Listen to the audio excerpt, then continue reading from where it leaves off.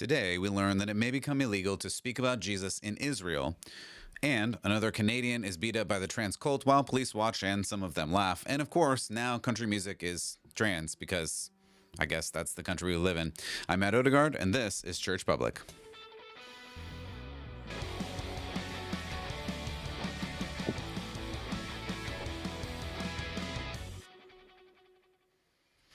Welcome back to Church Public. Again, I am Matt Odegaard, your host as always, and I just want to thank you so much for being here today. I really appreciate you. Audio listener, I really appreciate you. Thank you for being part of this and supporting for so long. It means the world to me. I'm just trying to help you understand how to live out your faith by looking at current events from a cultural perspective, because I think it helps us to understand real world perspective. I tell this story a bunch, but I run into several people, or often I run into people who say, I don't have the time for this. I don't have the energy for this. I don't really want to think about the things that are going on in this world, but I would encourage you to. I would encourage you to think about these things, because at some point you're going to run into something like this. You just are. This is the culture that we're in. This is the world that you're in, and I want you to be prepared when you get to that point so that you know what to do, what to say, and how to live according to a biblical worldview. So if you haven't already, go to churchpublic.com. If you're looking for the video version of this, which might be helpful today, we're going to look at some pictures, some quick videos, just so that you can understand more of what's going on. Or, of course, if you just want to listen on audio, I love that, and I appreciate that too. So here's what I'm going to do. I'm going to start with just a little bit of Bible as we're leading up to Easter. If that's when you're listening to this, that's when I am recording this. So either way, Easter is good all year round, right? Because we know that the cross is the reason we follow Christ, that Jesus died, paid the penalty for our sin, and rose again, gives us resurrected life because of Jesus' sacrifice, because of his resurrection. So I've been thinking about this a bunch, and basically the reason I think about this is that I just hear a lot of, I don't know what to call them, activists, I guess is what you'd say, chanting, screaming, yelling, and honestly, for the most part, what I think about is Barabbas. And I think about Barabbas, especially this time of year, but just in general, where if you don't know the story, I'm going to look at the story out of Matthew 27, but you can look at this in any of the Gospels if you like. This just happens to be the one that I was reading out of this morning, where we start around verse 11, because Jesus is put in front of one of the leaders in the area named Pilate, and he is accused by the priests, he's accused by the religious leaders of the day of blaspheming God, and in that way, they want him punished. And this Roman leader, Pilate, says, hey, either we have to kill this guy, or I don't really want to kill this guy. Even his wife, as you read through this, I'm not going to read through the whole thing for time, but by all means, go to Matthew 27, start at about verse 11, and read through this passage where he's in front of Pontius Pilate. And I really like this one too, because in this he talks about truth. But anyway, what we're talking about is Barabbas, because the difference here is what's going on with Jesus and what's going on with the mob. And Pilate wants to get rid of the responsibility of punishing Jesus, of sentencing Jesus to death. Even Pilate's wife is like, hey, I've had a dream. You probably shouldn't do anything to Jesus because it's going to go bad for you. And the Romans were very into dreams, by the way. I know we talk about signs and we talk about witchcraft and occult and things today. They were really into that too. So in 2,000 years and beyond, nothing has really changed. But the wife, Pilate's wife, is like, she says this in verse 19, don't have anything to do with that innocent man, speaking of Jesus, for I've suffered a great deal today in a dream because of him. In other words, she's having a bad thoughts that, hey, if you mess with this Jesus, something bad is going to happen. And yeah, she was onto something. But anyway, so Pilate sends this other guy up, and he basically says this. Here's what you can do. You can choose to have Barabbas back. We'll let him go. And we don't exactly know what he did. Probably murdered somebody, but either a thief. The same word is used for Barabbas as is used for the thief on the cross in a little bit of this passage. But, you know, may have been a thief. Probably was worse than that because it seems like it from the context. But anyway, you can either have Barabbas back. I'll let him go hang out with you guys. He's a great guy. That was sarcastic. Or you can have Jesus, who is innocent, but is just claiming to be God, which nobody can confirm except for Jesus and his disciples, who are saying, yeah, he's God. And the crowd says, no, we want Barabbas. Who do you want?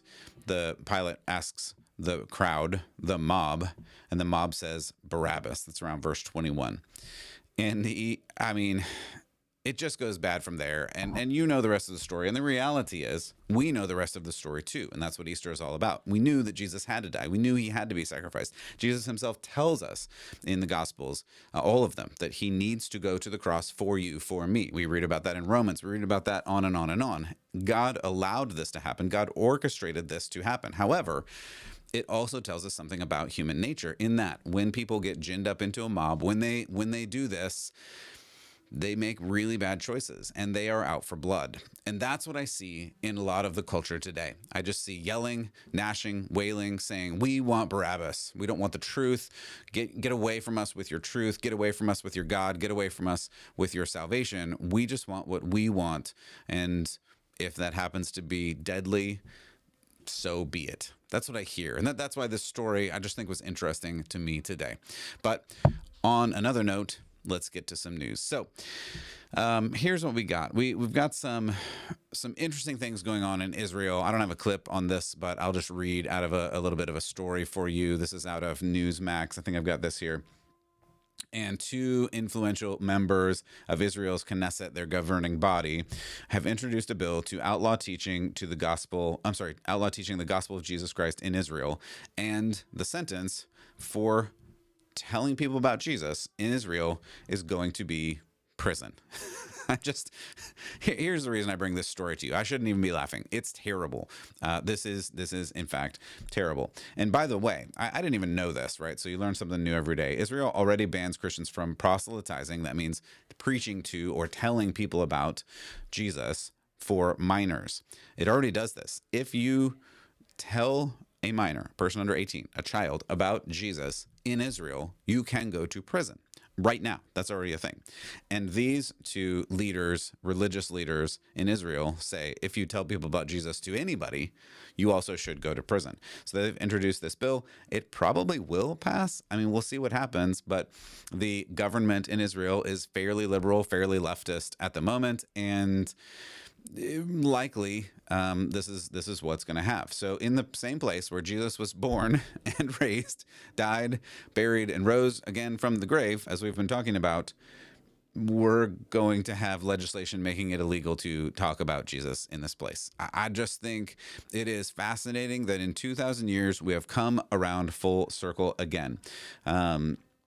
Even as, again, we just passed Palm Sunday, we've got Easter coming up, these two huge days for us as Christians on the calendar. If you preach about Jesus and this bill passes, you would go to prison. This report says the proposed legislation would outlaw all efforts by people of one faith, especially Christian, and the punishment would be 1 year imprisonment. And if you preach to children under 18, minors, then it's 2 years. So even harsher there. This says in the official explanation of the bill, the two Israeli legislators specifically emphasized the warning to stop Christians in particular. So I think it's fascinating that in 2,000 years, we literally have come full circle. We have gone around and again. And it just reminds me again of Acts 4, where the priests, the captain of the temple guard, the Sadducees, they came up to Peter and John while they were speaking to the people. Acts 4, verse 2, they were greatly disturbed because the apostles were teaching the people, proclaiming in Jesus the resurrection of the dead, what we are talking about as we get to Easter. And this goes on to say in verse 3, they seized Peter and John because it was evening. They put him in jail to the next day. And to fast forward to Acts 4:17, to stop this thing, namely sharing Jesus, spreading any further, we must warn them, the disciples, to no longer talk to anybody else in Jesus' name.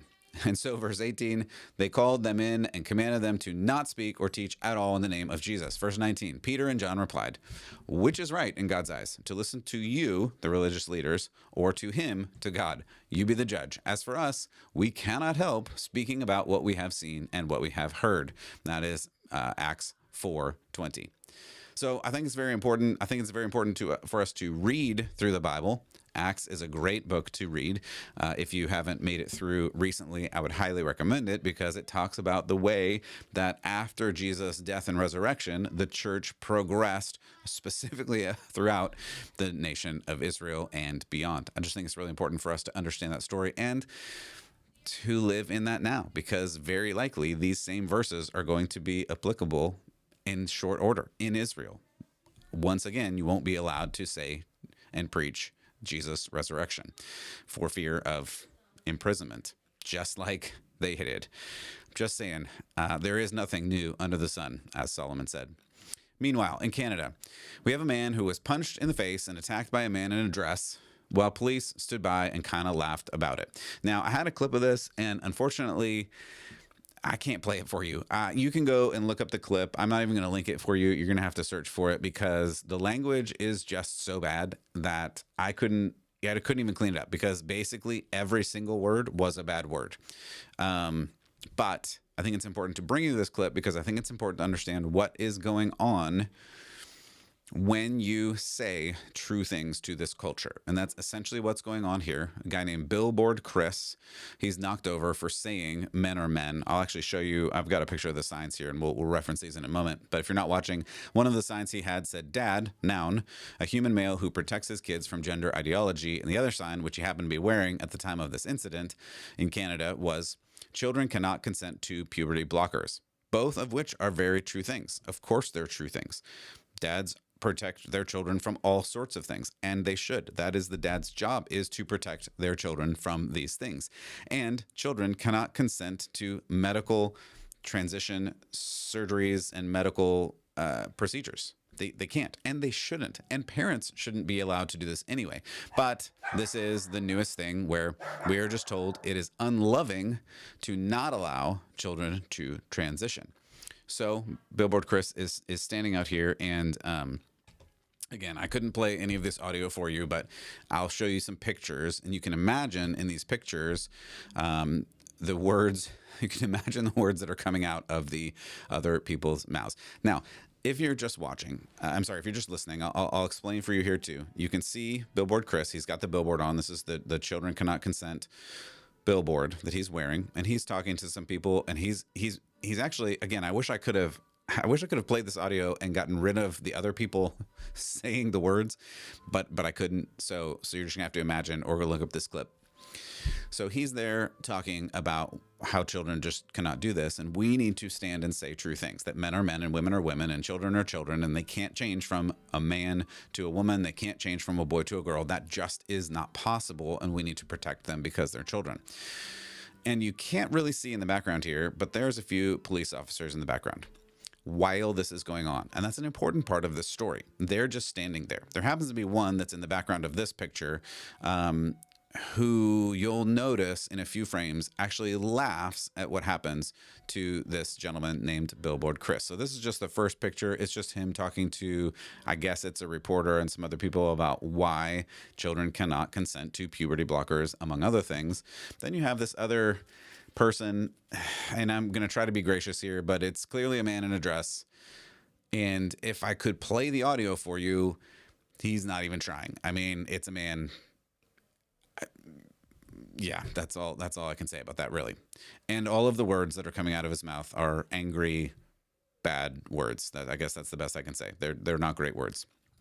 So Billboard Chris is trying to have this interview with this other person, and this angry person gets closer and closer and louder, and that's what's happening in the video. I'm going to give you a couple of stills of this, and then this happens, and you just get this throat punch. And so I did a freeze frame of this, where a man in a dress gives a throat punch to Billboard Chris for standing there and with a sign on that says children can't consent to puberty blockers. And again, if I could play the video for you, you would see Chris does not even interact with this other guy at all. And then the guy gets louder and louder, angrier and angrier, words and more words, and then punches him in the throat, and then actually throws him to the ground. This is another part where you can see the sign is flipped and he's launched to the ground. And what I've done on this is actually circled a person in the background. This happens to be a police officer in the background. It happens to be a girl police officer who is laughing while this is all taking place. And there's another part of this video that That woman, I guess, ends up being the investigating officer and laughs about the situation and just says, "Hey, Chris, you had this coming because you instigated the attack and you were a co-belligerent in this whole thing." And yet he was just standing there saying true things. And the police are very far apart. And they do come in at some point here, but they don't come in very fast. And this lady, as I watched the video, this girl police officer doesn't even come in at all. She just stands there and watches and kind of chuckles about the whole situation and apparently finds it funny that Billboard Chris is attacked, throat punched, thrown to the ground for saying true things. Now, I know you're saying, yeah, this is Canada and they're a little bit wacky and they're a little bit ahead. But the reality is they're only a little bit ahead of us as a culture. We are catching up as fast as humanly possible. We just really are. And what this says to us is you cannot stand there with a sign that says things like, I'll show you again, "Dad, a human male who protects his kids from gender ideology." That's a great statement. That shouldn't be controversial at all. And yet it is, both in Canada and America and England and Australia and basically all of the westernized countries at this point. And the other sign that says, of course, children can't consent to puberty blockers. Here's the thing. I'm not even really like being angry about this. It's just showing that there are two ways. There are two justice systems, both in Canada, in America, in all these Western countries. And if you do things that the left and the totalitarian regime agrees with, you can do whatever you want to do. You can punch people in the throat and people will applaud you and say, great, that's fine. But if you say the words that are against the cultural narrative, you will be yelled at, punched, possibly knocked down. The police will stand there and maybe even laugh at you and then tell you that you are wrong. You are wrong for instigating the fight, which is what happened to Billboard Chris. And you'll say, well, he shouldn't be doing that. That's your response. He shouldn't be doing that. He shouldn't be standing there. And I just say, well, really? Really? He should not be saying those things. He shouldn't be saying men are men and women are women and dads should protect their children and children can't consent to life-altering medical and physical procedures. In what place should he say that? Do you disagree that he should say that? Do you think we should not protect our kids? And if you say, well, he shouldn't say them there, then where? Where should he say them? Where do you say true things? And that's the problem here. If you say, well, don't say them there, don't say them in public, then what part of the public can you say the true things? And the point for the left and the culture at large is you should not be allowed to say these things anywhere. You should not be allowed to say Bible things anywhere. You should only do it in your house and maybe at church if your church is soft enough and doesn't really say the controversial things. If you start saying the controversial things, of course, that's not allowed either. This is the reality of the world that we live in, and we have to understand this is the new world. We don't live in the 1950s conservative America or conservative Canada. We just don't live there anymore. It's not the same, and we need to understand that. Here's another story about that. Meanwhile, in the metaverse, apparently, a conservative man is sentenced to jail for, well, in this case, posting a meme. Yes, this is a real story, and there's apparently real jail time going to be involved in this. So a conservative man was sentenced to jail for posting this meme. Now, the meme was it's a joke. I mean, that's duh, right? Memes are jokes. Memes are making fun of something in a funny way, usually with some kind of picture. This particular guy made an election joke, and the election joke is an old joke. I mean, it's an old joke. I couldn't find the beginning of this joke because it's been around for a long, long, long time, and many, many people have used it. The joke is that we all know, well, most of us know that election day is actually on Tuesday. It's always on Tuesday. It just is. The joke is, we would love for you to vote for this candidate on Wednesday. That's the joke, right? The joke is, haha, you should vote for this candidate on Wednesday, meaning you'll miss the vote and that candidate won't get elected. It's a joke. I mean, it's kind of a funny joke. And if you don't know what day election day is, I don't know what to tell you. I mean, that's the joke. So the joke is, yes, we all know election day is on Tuesday, but we're going to trick you into voting on Wednesday. It's a joke. I don't know how many times I can say it's a joke, but it's a joke. So this particular memer, Douglas Mackey, went by the alias Ricky Vaughn on social media, was convicted by federal jury on Friday for a, quote, scheme to deprive individuals of their constitutional right to vote, a statement from the Justice Department. So he wrote a meme that said, you should vote. Here, I'll read the meme. Let's see. So he says that he wanted you to vote on Wednesday. He said, right, avoid the line. Here was an image. Avoid the line, vote from home. Text Hillary to 59925, right? So he's saying that you can text in your vote. Now, I know there were some wacky things during the shutdown, and I'm not allowed to talk about election things because of internet rules, but he was saying you could text in your vote. For those that know, at this point, at least, you still can't text in your vote. It's not a thing. But he was joking about that. Avoid the line, vote from home, text in your vote. There were a couple other memes that he put out. And I mean, again, maybe I have a good sense of humor and some other people don't, but that's a funny joke, right? If you're snowed by this and you don't understand this, again, I kind of don't know what to tell you. Like, don't get your election rules from social media. Like, get your election rules from your election officials. I don't know what to tell you, people. So anyway, in this case, Mackey has been found guilty of a jury of his peers attempting to deprive individuals from exercising their sacred right to vote for the candidate of their choice in the 2016 presidential election. So again, 2016, we're way behind at this point, and he just got sentenced. He could serve as many as 10 years in prison for this meme, for this joke about texting in your vote. Now, I still think it's funny. I'm not the king of the world. I would say this person shouldn't get jail time. But I like to laugh at things, so I don't know what else to tell you. However, just so you know, this rule is not applied equally. So what I want to play for you is a person named Christina Wong, who had a video clip, and this video clip says the original joke that I had, right? Mackie had kind of a different spin on it, like text in your vote, though she also wrote to text in your vote. Now she's saying on the other side, she's a Democrat, and she's saying vote for Trump. I'll play this for you, and then we'll talk about it. Hey, everybody. This is Christina Wong, and I'm coming out. I'm a Trump supporter. And I just want to remind all my fellow Chinese Americans for Trump, people of color for Trump, to vote.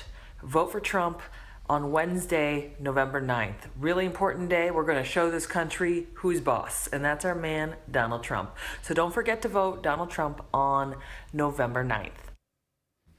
So again, in case you didn't hear it, she wants you to vote on November 9th, Wednesday. For those that are paying attention, you can't vote on Wednesday. You have to vote on Tuesday. That's how the election works. Now, I saw this when it came out a few years ago at this point, and right before the election in 2020. I thought it was funny. I wasn't influenced by it, and it was a joke. I can take a joke. On both sides, I can take a joke. That's okay. I actually saw the memes that this guy put out way back right before the election in 2016. Also thought those were funny. My point here is that this persecution, I don't know, is that the right word? I don't know what else to say. This federal injunction, like from the Justice Department, only goes one direction. As far as I know, this post is still up on social media right now from Christina Wong. But the meme guy may get 10 years in prison for posting kind of basically the same thing. And if you say, well, hers was a video and his was a writing, just so you know, this Christina Wong also wrote on Twitter, hey, Trump supporters, skip poll lines and text in your vote. Exactly the same words. And again, I think that post is still up on social media the last time that I checked. Is she going to go to jail for 10 years? Is she going to even have a court case? Doesn't appear so. And here's the deal. I'm not complaining. I'm not even saying she should be prosecuted. I don't think either of them should. I think they're both jokes, and I can take a joke. I don't have a problem with that. My point is this.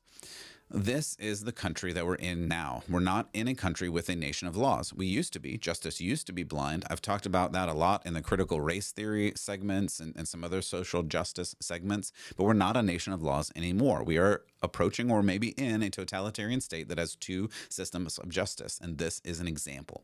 The reason we need to understand this from a Christian perspective is that this new world is not the same world that we used to live in. And if you think you live in that world, you have to understand you don't. We need to understand that the Constitution, capital C, the document of the Constitution, does not apply equally anymore. The left is rewriting their own laws to serve their needs and goals. And if you stand in the way of that, even as a joke, you will be punished or worse. I heard Michael Knowles say it this way, and I like it. Leftist crimes are jokes, and conservative jokes are crimes. That's the reality of the world that we live in now. If you are a criminal on the left, you're probably okay, and probably won't have that much punishment at all. If you say a joke on the right, on the conservative side, you may go to jail. That's just the reality of this two-tiered system that we live in, and we just need to be aware of that as we move forward. Okay, let's go to church for a moment because I don't want to, but we've got to. So this is a new. Actually, we've seen this guy before. Now that I think about it, we've seen this guy before. He talked about being trans. He talked about God and trans, and now we got to talk about drag being holy. So I guess let's watch this clip together. I had to watch it, so you've got to watch it, and then we'll talk about it. So here you go. Drag is holy. There has been an assault on the rights of drag performers in this country, and we must call out the hypocrisy and the injustice. Jesus called himself a mother hen longing to gather up her chicks. Gender is a construct, you see. And if Jesus can be a mother hen, then you can dress in drag. I've even heard it said that Jesus was, and humanity is, God in drag. So let me say this again for those of you in the back. Drag is holy. That's even hard to follow, but let's try, right? So drag is holy. Well, let's come back to that. He talks about God is a mother hen, so that means God is a she, so that means Jesus is God in drag. I think that was the logical progression there, which of course all falls apart because Jesus was literally a man. He came down as a person in human form. That's the Christmas story. Like, he came down as a baby boy. He is a baby boy. He's not God in drag. He was a baby boy, and he remained a boy, and he grew up into a man, and then he was crucified for your sins and for my sins. There's no drag involved there. There's no trans involved there. Jesus is God. And yes, Jesus has a nurturing instinct, but Jesus is God, and so we can't apply that. And God uses pronouns he throughout the whole Bible. So if you use your rules, we have to say, don't misgender God. Now, I think that's all ridiculous, but it is what it is. So then we just have to go to that the foundational argument here. God is trans or drag is holy, and I'm sorry, like that's not the Bible. Like you can make those arguments, but that's not the Bible. Notice there were no scriptures in there. He talked about some analogies, but he didn't actually say scripture. So I'm going to give you scripture. You can check my work. I would like you to check this person's work. And apparently he is a reverend pastor person at some church somewhere. So the scriptures I would like to point you to: Leviticus 11:45, God says, "Be holy as I am holy." New Testament, 1 Peter 1:16, God says, "Be holy as I am holy." There's actually several places in the Bible where God says, "Be holy as I am holy." He does not say anything about this other stuff. He says, we copy God because God is the measure of holy. So anything in front of holy except for God is not. That's just a period, full stop. God is holy. You are not holy. I am not holy. We strive to be holy, and the way we achieve holiness in this Easter season and always is through Christ and Christ crucified. That is the only way that we achieve righteousness, and we achieve righteousness by literally putting on the righteousness of Christ because of his sacrifice, by following him, by walking in his ways. If you put anything in front of holy, It's not Christian. It's not the God of the Bible. And we have to follow the God of the Bible. And I know you say, well, I'm not in a church like that. Sure. But more and more, there are people in churches like this, or there are people who are moving in this direction. Yes, that's an extreme example, but there are less extreme examples that are just as dangerous. And we have to understand what we believe in order to understand how to live out our faith, both in church and out. So finally, today we go country. And well, I hate to say this, but actually country goes trans. And I guess it was inevitable, but this is just the way it is. So I've got this artist, Kelsey Ballerini, and the Country Music Awards were last night. I was going to play this video and a little bit of the song, but sometimes some of these television places get a little squishy if you play their music things. So I wasn't even going to risk it so that it won't get taken down. And you can go and listen to the song. You can go and watch the video if you want. But anyway, she performed this song at the Country Music Awards. The song is called, I think, If You Go Down, I'm Going Down Too, or something like that. I'm actually going to read you a couple of lyrics because I think the lyrics are important. But during this performance, she brought some drag people from RuPaul's drag show on to dance with her. Now, here's the problem, right? It's country music, and I've actually been a fan of country music for a while. I do actually like country music. And here's a song that I've been aware of for a long time. I think it came out right around 2010, Brad Paisley. And he wrote this song, and the lines of the song said, "You're not supposed to say the word cancer in a song, and telling folks Jesus is the answer can rub them wrong. It's not hip to sing about tractors, trucks, little towns, and mama. Yeah, that might be true, but this is country music, and this is what we do." That was a great song. And it was a great song because it had the conservative values built into it. And that rang true because most listeners of country music are just conservative, regular people that just like regular things and regular values. And yet, now, a few years later, well, just a little more than a decade later, we have a young country starlet dancing with trannies on stage singing that if her husband murdered somebody, here are the lines to that song, "If you go down, I'm going down too." Yes, that's the song. The song is about her husband committing a murder and her helping her husband cover up the murder. Now, I know there have been tons of country songs about murder. Johnny Cash has a couple of rather famous ones, sure. But this song about murder comes right after a trans-identified shooter killed 3 children and their teachers, and this country starlet and the CMAs and the network and all the fans highlighted a song about murder while singing and celebrating with trans-identified people. Like, poor taste. It can't even describe where this fits as far as I'm concerned. And country music, like kind of the home of country music, is in Nashville where this all occurred. I just cannot imagine somebody saying this is a good idea. But this is where we are as a culture. And I'm saying that again. And I'm not lamenting and I'm not complaining. I'm just pointing out the cultural moment that we are in. We are in this secular world that's telling you what you must believe. This is a religious experience, and you must obey if you want to be part of it. This is what they're telling you.